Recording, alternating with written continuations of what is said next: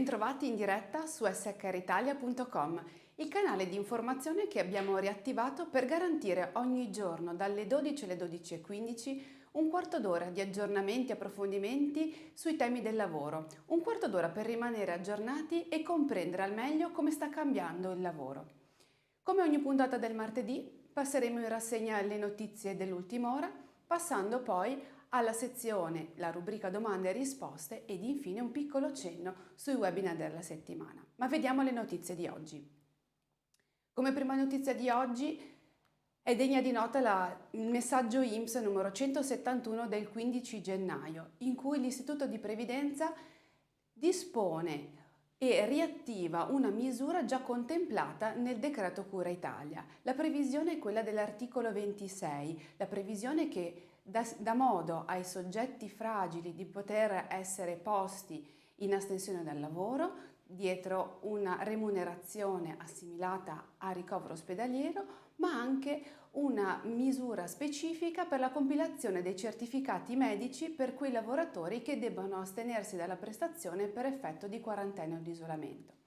Nello specifico, quarantena e isolamento, come si compilerà il certificato di astensione, con il certificato di malattia già previsto dall'articolo 26, vi ricordo sempre del decreto Cura Italia. Nello specifico l'INPS dispone che dal 1 gennaio 2021 il certificato che il medico curante disporrà per garantire l'astensione dalla prestazione del lavoratore non dovrà più riportare gli estremi della disposizione del Servizio Sanitario Nazionale che ha posto in quarantena o isolamento i lavoratori. Vi ricordo che in precedenza questo era un elemento imprescindibile per l'INPS per riuscire a determinare quali lavoratori avessero diritto di quella misura superiore garantita dallo Stato che poi darà modo all'Istituto di Previdenza e alle aziende, salvo incapienza dei fondi messi a disposizione, di recuperare le quote spese per indennizzare l'assenza dei dipendenti. Per quanto riguarda invece i lavoratori fragili, sempre il nostro messaggio 171 del 15 gennaio stabilisce che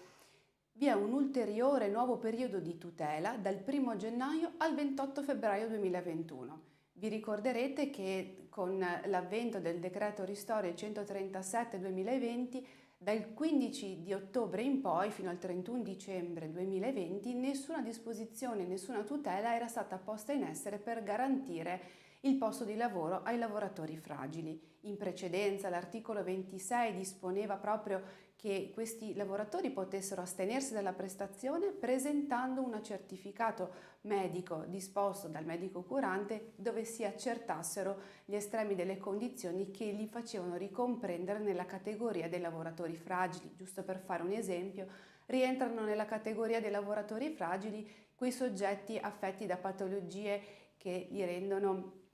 più sensibili delle malattie, i lavoratori che sono in chemioterapia, che fanno terapie salvavita o i lavoratori con disabilità gravi. Durante il periodo di astensione viene riattivata la previsione iniziale del decreto Cura Italia per cui dal 1 gennaio al 28 febbraio i lavoratori potranno assentarsi dalla prestazione lavorativa con la presentazione del certificato medico e la remunerazione di queste giornate di assenza avverrà come per la malattia con ricovero ospedaliero. L'Istituto precisa anche che il pagamento dell'indennizzo avviene secondo le disposizioni previste per il settore di appartenenza alla qualifica dei lavoratori, quindi nei limiti del periodo massimo indennizzabile. Riguardo sempre la tutela dei lavoratori fragili, riprendiamo questa volta alla previsione della legge di bilancio, legge 178/2020, che proroga comunque fino al 28 febbraio 2021 la possibilità per i lavoratori fragili che possono svolgere attività in smart working di essere adibiti ad attività lavorativa proprio in modalità agile, ma non solo per le mansioni per le quali erano stati assunti ed adibiti, anche per mansioni appartenenti alla medesima categoria, quindi sulla base della disposizione dell'inquadramento contrattuale, ma anche per altre mansioni e attività formativa, quindi come investimento per un riadattamento della postazione lavorativa al termine dell'emergenza epidemiologica. Passiamo alla certificazione unica al 770 Redditi 2020. L'Agenzia delle Entrate, sempre il 15 gennaio, con due diversi provvedimenti, ha stabilito e validato le istruzioni, le modalità di presentazione della certificazione unica del 770 per i redditi del 2020. Per quanto riguarda la certificazione unica, la stessa dovrà essere consegnata e trasmessa all'Agenzia delle Entrate, quindi consegnata ai lavoratori e trasmessa all'Agenzia delle Entrate entro il prossimo 16 marzo. In passato avevamo due diverse scadenze, una per la consegna ai lavoratori entro la fine del mese di febbraio e l'invio all'Agenzia delle Entrate entro il mese di marzo. Oggi le due scadenze sono state unificate e, se vogliamo, anticipate al 16 di marzo. Per quanto riguarda il 770, la scadenza è posticipata al 31 di ottobre, che per effetto delle festività arriverà ad essere scadente il giorno 2 di novembre, perché il termine il 31 ottobre è domenica e il 1 novembre è una festività. Fondo Nuove Competenze. L'ANPAL, con un messaggio pubblicato sul proprio portale del 14 di gennaio, ha previsto che con decorrenza dal 18 gennaio sia possibile presentare le domande di accesso al Fondo Nuove Competenze tramite il proprio applicativo, per cui con decorrenza dal 18 gennaio non si trasmetteranno più le istanze per l'accesso al Fondo Nuove Competenze tramite Mailpack, ma attraverso l'applicativo che dovrà essere attivato mediante una registrazione dell'azienda che vuole partecipare al Fondo Nuove Competenze, e se non si è ancora provveduto ad avere la SPID è opportuno richiederla in tempi celeri per effettuare tutti gli adempimenti nei termini previsti. Vi ricordo comunque che per quanto riguarda il Fondo Nuove Competenze, lo stesso non ha previsto nella legge di bilancio ulteriori dilazioni dei tempi per la predisposizione dell'accordo sindacale, la cui scadenza resta ferma al 31 dicembre 2020. Per cui se le aziende non avessero ancora disposto l'accordo sindacale, non potranno accedere, hanno disposto dell'accordo entro il 31 dicembre, non potranno comunque accedere al Fondo Nuove Competenze. Infine, i lavoratori impatriati. Circolare del 28 dicembre 2020, la numero 33 dell'Agenzia delle Entrate, che ha chiarito e ha dato delle interpretazioni più